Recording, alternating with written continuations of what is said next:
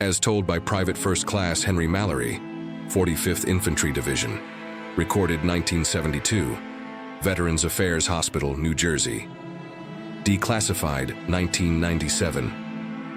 I know what I saw. You can call it trauma, stress, hallucinations. Hell, I've heard all the names over the years. But I'm telling this now because someone has to. Because I still hear it in the woods behind my house, even now, 30 years later. It was March of '45. We were pushing through Bavaria, closing in on Nuremberg. The brass said the war was almost over. All we had to do was sweep a few quiet zones near Ansbach and clear out any scattered SS remnants. Easy work, they said. 9 of us were sent in. A recon squad from the 45th. Sergeant Dorsey was in charge. Tough old bastard who'd made it through Anzio and Monte Cassino. There was Corporal Reyes, the Joker, Collins, who used to sing in his sleep, and the kid, Hensley, barely out of high school, and me, Mallory. I carried the radio. We moved through Pine Forest for 2 days and saw nothing. No Germans, no civvies, no birds, just trees and silence so deep it made your ears ring. I've walked into minefields that felt friendlier. We made camp near an old stone hunting lodge, or what was left of it. That night we heard the first scream. It wasn't a man. It wasn't anything natural. Deep, like thunder underwater. Long and low, echoing through the pines. I don't scare easy, but that sound, it went through you, like something ancient had just woken up. Dorsey ordered weapons hot, but no one slept after that. Next morning, Collins was gone. No blood, no drag marks.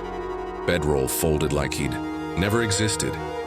The only thing he left behind were footprints, if you could call them that. Looked human at first glance, barefoot, 5 toes, but the toes ended in claws. Each print sank deep like the thing weighed 300 pounds. We followed the trail for half a mile before it vanished into rock. Just gone. Later that day, we found deer carcasses, torn open, not eaten, just ripped apart, throats slashed, eyes missing, like something was hunting but not for food. That night, we reached a burned-out farmhouse. There was a wall around it, Nazi signs still up, busted radio gear inside, bullet holes everywhere like someone made a last stand. We set up perimeter watches. Dorsey didn't say much, but I saw how he kept checking the tree line. Hensley and I had midnight shift. It was colder than hell. The mist rolled in thick and quiet. That's when we heard it again, the same low growl from the night before. But closer. Then we heard laughing, only it wasn't right. It sounded like Collins. Same pitch, same stupid chuckle he did when someone passed gas. But it was off, like someone imitating him with a throat full of water. We ran around the back of the farmhouse, nothing, except claw marks on the wall, deep ones, and 3 words scratched into the wood. Not alone here. Right beneath that was something stuck in the beam. A claw, about the length of my hand. Not bone, not metal. Like blackened horn, curved like a sickle. We didn't sleep that night. I'll stop here for now. My hands shake when I go too far into this, but I'll tell the rest. I need to. Someone needs to know what's still out there, in those woods. In the shadows behind your thoughts, whatever we saw, it wasn't German, wasn't animal.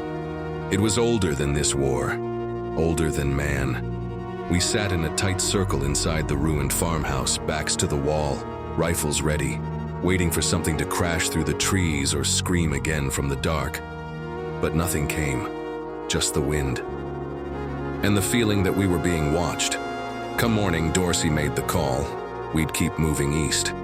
We were supposed to rendezvous with Baker Company near a crossroads 3 miles out. Problem was, the compass kept drifting. Not broken, just wrong. It spun slightly, pulled east like it didn't like our direction. Reyes joked that the woods were cursed. No one laughed. It was mid-afternoon when we found the trench.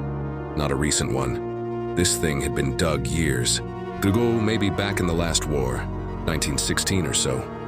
Collapsed in places, bones half buried under moss and rotting canvas. But there were German helmets. Some WWII-era rifles rusted to hell. Dorsey figured we could take cover there for a breather. I went to check one of the dugouts with Hensley. Inside we found a box, sealed under rotten crates and mud. German military. Issue. We pried it open with a bayonet. Inside were documents brittle with age. Pages and pages, some handwritten, some typed in that stiff Gothic script they used back then.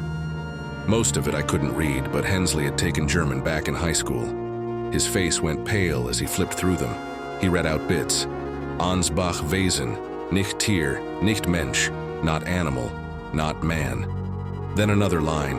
Blutopfer, notwendig zur Besänftigung. Blood sacrifice, necessary to appease.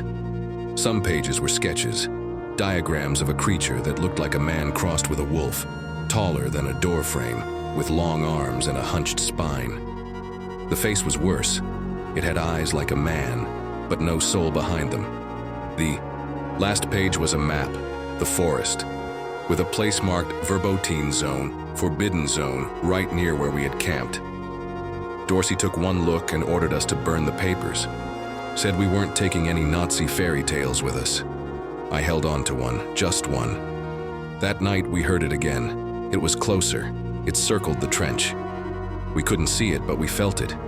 Every few minutes we'd hear a branch crack, then a breath, long and ragged, like something was dragging lungs the size of barrels through the underbrush.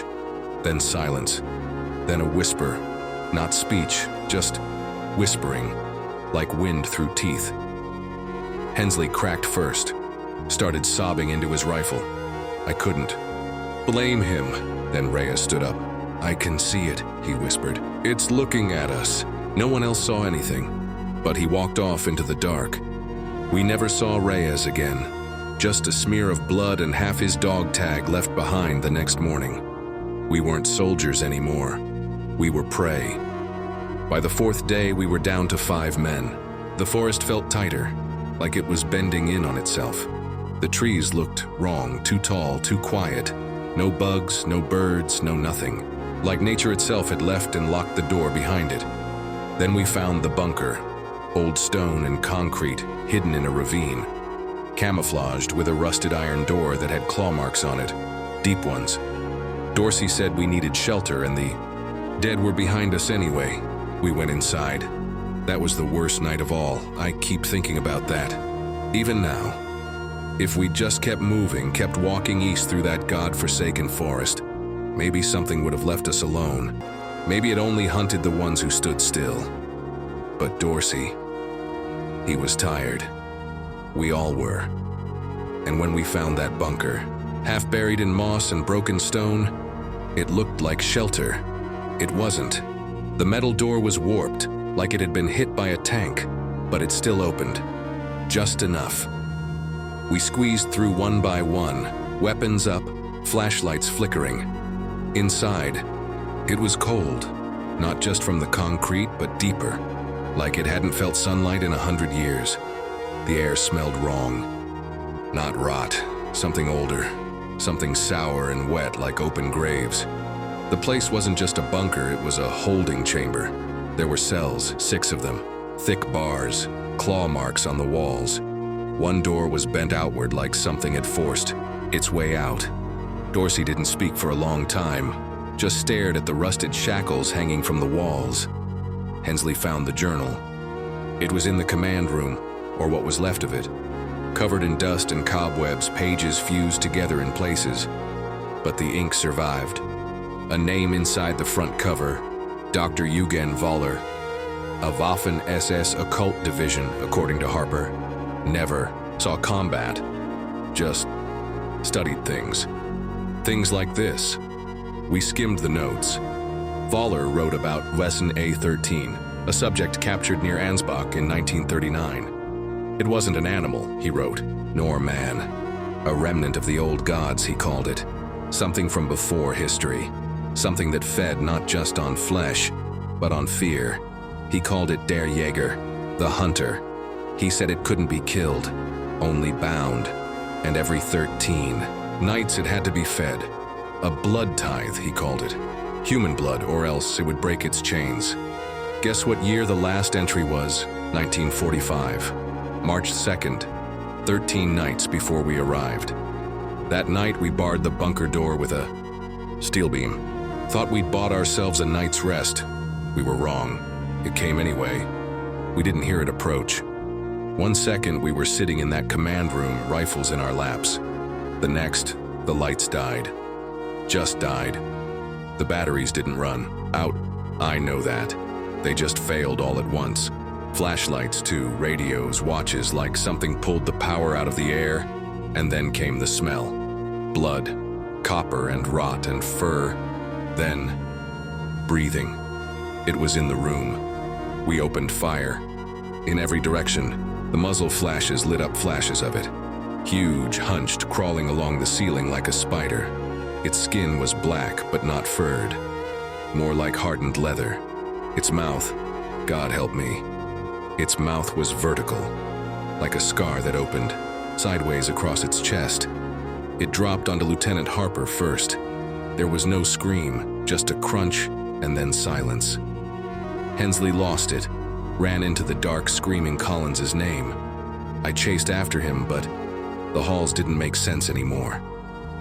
Every turn led to more turns, more doors. It felt alive, like the bunker itself was twisting around us. I heard Dorsey shout once, then gunfire, then nothing. I don't know how I made it out. I woke up the next morning half buried in mud, outside the bunker, frost on my face, rifle gone. Just outside. The door behind me sealed shut. The forest was quiet again. Birds had returned. I walked east alone.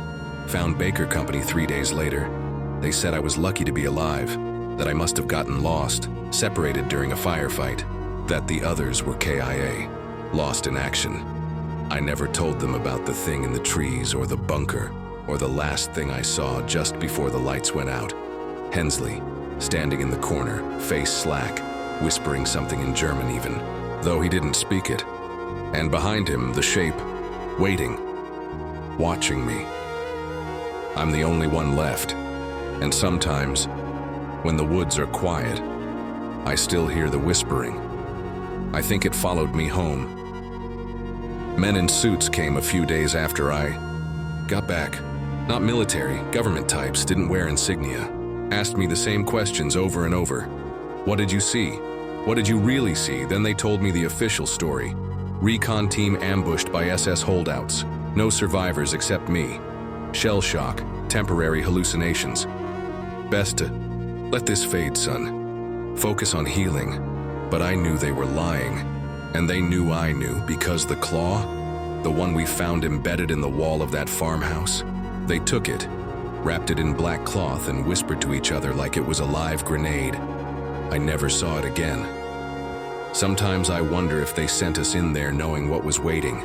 An accidental recon mission. Disposable men. Just enough. Blood to keep the thing sleeping a little longer. Sometimes I think that's all any of us ever were. Fuel for something old. But you want to know the truth? The real truth?